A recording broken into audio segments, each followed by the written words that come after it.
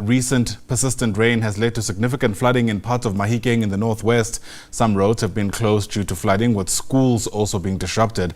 One of the areas affected is Top Village near Mahikeng, where businesses have had to close their doors. Our reporter Tebogo Pakedi has more.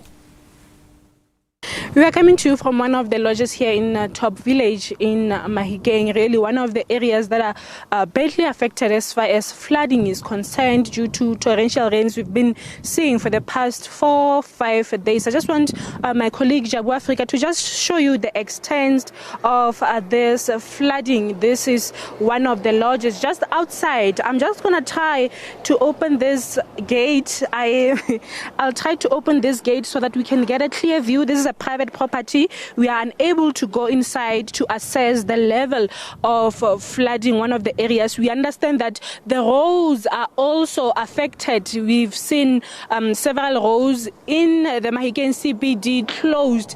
The likes of Mandela Roads, a newly constructed multi-million road, also flooded due to poor drainage system. This is across the province. We see so many roads flooded, but of course this being one of the lodges here in Mahikeng that is flooded. We tried to contact the owner of this lodge but was unable to reach the owner. We saw few people, about 2 to 3 people in here who did not want to talk to us. But as you can imagine, some of the business establishments that are affected, this is a lodge that is not only accommodating people for accommodation, but we see it also has its own conference center. Hasn't been operating for the past few days due to flooding. As you can see, if I just walk towards the gate, the level of water here, I just see a small structure where I would assume that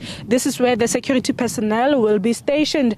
But of course, there is no one at the moment. As far as schooling is concerned in the province, we know that schooling has also been disrupted due to this rain. We saw a communique from the Department of Education. While they were not, specifically suspending learning due to the rain, they were advising parents of using their own discretion when traveling or taking pupils to different schools. But of course, many parents saying the communique is not specific as to whether learning will be suspended or not. We drove around, we saw some of them going back home from schools, ensuring that they will also not be affected. But we will be talking to the Department of Education as well to find out if this will persist. Will learners be going to school? Because parents are adamant that the communique is quite